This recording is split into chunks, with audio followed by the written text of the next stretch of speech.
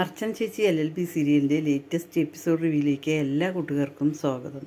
വിജയശങ്കർ തൻ്റെ തോൽവി ഒരിക്കലും അംഗീകരിക്കാൻ തയ്യാറാണ്. കീഴ്ക്കോടതിയിൽ നിന്നല്ലേ ജാമ്യം നിഷേധിച്ചുള്ളൂ, പക്ഷേ മേൽക്കോടതിയിലേക്ക് പോകാലോ എന്ന് പറയുമ്പോൾ അർച്ചന പറയുന്നുണ്ട്, ആ മേൽക്കോടതിയിലേക്ക് പോവുകയാണെങ്കിൽ അർച്ചന അസോസിയേഷനും അവിടെ ഉണ്ടാകും. ഇരയ്ക്കൊപ്പമാണ് എപ്പോഴും അർച്ചന നിൽക്കുന്നത്. അല്ലാതെ മകളെപ്പോലെ ഉള്ള ഒരു പെൺകുട്ടിയെ പിച്ച് ചീന്തിയപ്പോൾ ആ കാപാലകന്മാരുടെ കൂടെ അർച്ചന ഒരിക്കലും നിൽക്കില്ല, ജയിക്കാനും വിടില്ല എന്നിങ്ങനെ പറയണം കേട്ടോ. അതിനുശേഷം അർച്ചനയും ദീപ്തിയും കൂടി വിജയശങ്കറെ നല്ല പോലെ പറയുന്നുണ്ട്. പിന്നീട് അർച്ചനയും ദീപ്തിയും കൂടി ഒരു ജ്യൂസ് കടയിൽ പോകണം കേട്ടോ. ജ്യൂസ് കടയിൽ പോയി ജ്യൂസ് ഓർഡർ ചെയ്തതിന് ശേഷം ദീപ്തി അർച്ചനയോട് പറയുകയാണ്, ഇന്ന് എന്തായാലും ശരി, അമ്പലത്തിൽ പോയത് നല്ല കാര്യമായി. അയാൾ പറഞ്ഞ പോലെ തന്നെ കാര്യങ്ങളായി. ആ കരിമലക്കൊടിക്കാരൻ പറഞ്ഞത് കറക്റ്റാണ്. അയാളുടെ വായിൽ എന്തോ ഒരു ദൈവീക ശക്തി ഉണ്ട് തോന്നുന്നു എന്നിങ്ങനെ പറയുമ്പോൾ, നീ അത് അയാളെക്കുറിച്ച് പറയാതെ എന്നിങ്ങനെ പറയും. അയാൾ ആരൊക്കെയാണാവോ മൃത്യുഞ്ജയന ഹോമം നടത്തിയത്? അയാൾക്ക് ഭാര്യയുണ്ടോ അതോ അമ്മയാണോ ആരാണെന്നുള്ളത് അറിയില്ലല്ലോ. അയാൾക്ക് ഇത്രയ്ക്കൊക്കെ മനുഷ്യപ്പറ്റുണ്ടോ എന്നെല്ലാം ഇങ്ങനെ ദീപ്തി പറയാൻ കേട്ടോ. നിനക്കന്ന് അയാളുടെ അവിടെ നിന്നിട്ട് അയാളെ അന്വേഷിക്കായിരുന്നില്ലേ? എനിക്ക് അയാളെക്കുറിച്ച് താല്പര്യമില്ല കേൾക്കാൻ, അയാൾ അത്ര നല്ലവനല്ല എന്നിങ്ങനെ അർച്ചന പറയണം കേട്ടോ. ഈ വിഷയം നീ ഇവിടെ നിന്ന് അവസാനിപ്പിക്കും, നിനക്ക് എന്തെങ്കിലും അറിയുന്നുണ്ടെങ്കിൽ അയാളോട് ചോദിക്കുകയെന്ന് പറയണം കേട്ടോ.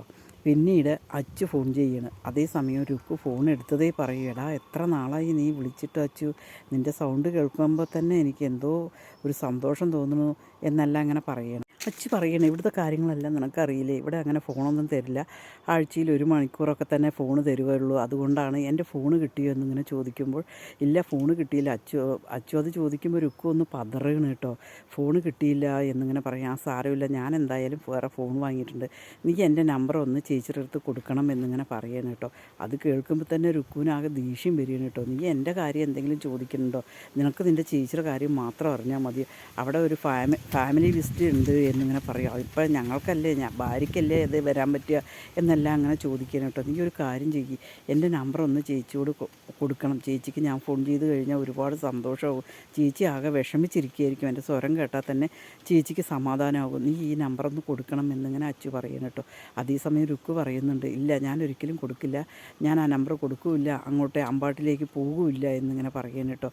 വേണ്ട, നീ അമ്പാട്ടിലേക്ക് പോകണ്ട, ചേച്ചിയുടെ ഓഫീസിൽ പോയിട്ട് കൊടുത്താൽ മതി എന്ന് പറയണം. ഇല്ല ഞാൻ പോകില്ല, അങ്ങോട്ടേക്ക് പോയി കഴിഞ്ഞാൽ ഏട്ടൻ ചീത്ത പറയും എന്നിങ്ങനെ പറയണം. പെട്ടെന്ന് തന്നെ അച്ചു ഫോൺ വെക്കണം കേട്ടോ. ഏതായാലും നിന്നോട് വഴക്കടാൻ ഞാനില്ല എന്ന് പറഞ്ഞതിന് ശേഷം അത് കണ്ട് ചന്ദ്ര വരികയാണ്. എന്താ അച്ചു ഫോൺ ചെയ്തതാണോ? അതേ ഫോൺ ചെയ്താണ്, അച്ചു ഇങ്ങനെ നമ്പർ കൊടുക്കാനാണ് പറയുന്നത്, ഒരു ഫാമിലിക്ക് അവിടെ വിസിറ്റ് ചെയ്യാൻ പറ്റും എന്നിങ്ങനെ പറയണം, നമുക്ക് തന്നെ പോകണം, ഏതായാലും ശരി ഈ കാര്യത്തിൽ നമ്മൾക്കൊരു തീരുമാനം ഉണ്ടാകും, എന്തായാലും ഫോൺ നമ്പർ കൊടുക്കണ്ട, വിജയേട്ടൻ പറയണ പോലെ നമുക്ക് അവിടെ പോകും, എല്ലാം ചെയ്യാം എന്ന് പറഞ്ഞ് ചന്ദ്ര ഇങ്ങനെ ആശ്വസിപ്പിക്കുകയാണ് കേട്ടോ രുക്കുവിനെ. പിന്നീട് ജെക്ക് ഇങ്ങനെ ഓട്ടോറിക്ഷയിൽ ഇങ്ങനെ പോകുമ്പോൾ ബസ് സ്റ്റോപ്പിൽ ചിന്നു നിൽക്കുന്നുണ്ടാവും കേട്ടോ. ചിന്നുവിനെ കണ്ടതും ഓട്ടോറിക്ഷക്കാരൻ്റെ അടുത്ത് അവിടെ നിൽക്കാൻ പറയും കേട്ടോ. മോളെന്താ അവിടെ നിൽക്കുന്നത് എന്ന് ചോദിക്കുമ്പോൾ, ഞാൻ ബസ് കാത്ത് നിൽക്കണം, ആ അങ്കിളിനെ കണ്ടത് നന്നായി, എപ്പോഴാണ് കോളേജിലേക്ക് വരുന്നത്, എവിടെ പോയി നാട്ടിൽ നിന്ന് വരുവാണോന്നല്ല ഒറ്റ ശ്വാസത്തിൽ ചിന്നു ഇങ്ങനെ പറയണം കേട്ടോ. ആ ഞാൻ വന്നു, ലീവായിരുന്നു, നാട്ടിൽ പോയതായിരുന്നു എന്നിങ്ങനെ പറയണം. പിന്നീട് ജെക്ക് തിരിച്ച് ഓട്ടോറിക്ഷയിൽ കയറാൻ നേരത്ത് അവിടെ 2 പയ്യന്മാർ നിൽക്കുന്നുണ്ട്. അത് കാണുമ്പോൾ ജെക്കൊരു ഒരു ശരിയില്ലായ്മ തോരും. പിന്നീട് പറയും, മോളെന്തായാലും കയറി, ഞാൻ മോൾക്ക് എവിടെ ഇറങ്ങണ്ടേ പറഞ്ഞാൽ അവിടെ കൊണ്ട് ഇറക്കിത്തരാം എന്ന് പറയും. വേണ്ട എന്ന് ചിന്നു പറയുകയാണ്. പിന്നീട് നിർബന്ധിച്ച് ഓട്ടോറിക്ഷയിൽ കയറ്റുകയാണ് കേട്ടോ. അതിനുശേഷം ചിന്നു ഇങ്ങനെ വാദോരാതെ സംസാരിക്കുകയാണ്. സാറേ എവിടെയാണ് പോയത്, കോളേജിലേക്ക് ഇനി എപ്പോഴാണ് വരുന്നത്, പിള്ളേർക്കെല്ലാം സാറേക്കുറിച്ച് അറിഞ്ഞു കഴിഞ്ഞു, അതുകൊണ്ട് സാറേ കാണാൻ വേണ്ടി ആഗ്രഹത്തോടെ ഇരിക്കുകയാണ്, സാറിൻ്റെ നാട് എവിടെയാണ് എന്നെല്ലാം അങ്ങനെ ഒരുപാട് വിശേഷങ്ങൾ ചോദിക്കുകയാണ് കേട്ടോ. അതുപോലെ അമ്മ എന്താണ് എല്ലാം ചോദിക്കുന്നുണ്ട്. പക്ഷേ JK പറയും, എൻ്റെ നാട്, ഞാൻ എവിടെയാണോ അവിടെയാണ് എൻ്റെ നാട്, ഇപ്പം ഇത് തന്നെയാണ് എൻ്റെ നാട് എന്നിങ്ങനെ പറയണം കേട്ടോ. അതേസമയം ഓട്ടോറിക്ഷക്കാരൻ പറയേണ്ടത്, വാടക വീട് നോക്കാൻ പോണതല്ലേ, ആ വീടും കൂടി നോക്കിക്കഴിഞ്ഞ് കഴിഞ്ഞാൽ ഒരുപാട് വീടുകൾ നോക്കി, പക്ഷേ കല്യാണം കഴിയാത്ത ബാച്ചിലർമാരിനെ പോലെയാണ്, ഏത് വീടും ഇഷ്ടമായില്ല, എന്തായാലും ശരി തൻ്റെ അഭിപ്രായമല്ലേ, ഇതും കൂടി കാണാം എന്ന് പറയണം കേട്ടോ. അതേസമയം ചിന്നു ചോദിക്കേണ്ടത്, സാർക്ക് വാടക വീട് കിട്ടിയില്ലേ എന്നിങ്ങനെ ചോദിക്കുകയാണ്. പിന്നീട് ചിന്നു ഇങ്ങനെ ഓരോ വിശേഷങ്ങൾ പറയുന്നുണ്ട് കേട്ടോ. അതേസമയം JK പറയേണ്ടത്, ഏതായാലും ഒരു കടയുടെ മുമ്പിൽ നിർത്തിയിട്ട് പറയും, നമുക്ക് എന്തായാലും ഒരു കാപ്പി കുടിച്ചിട്ട് പോകാം എന്ന് പറയുമ്പോൾ ചിന്നു ഇല്ല, കാപ്പി കുടിക്കാൻ ഇഷ്ടമില്ല, വേണ്ട വേണ്ട എന്ന് പറയണം. അതേസമയം JK ഇങ്ങനെ പറയുന്നുണ്ട്, ഞാൻ എൻ്റെ കൂടെ ഒരുപാട് പേര് കാപ്പി കുടിക്കാൻ ആഗ്രഹമുണ്ട്, മോൾക്ക് അറിയാലോ എന്ന് ചോദിക്കുകയാണ്. അതേസമയം പിന്നെ ശരി എന്ന് പറഞ്ഞ് ചിന്നു കാപ്പി കുടിക്കാൻ പോവുകയാണ് കേട്ടോ.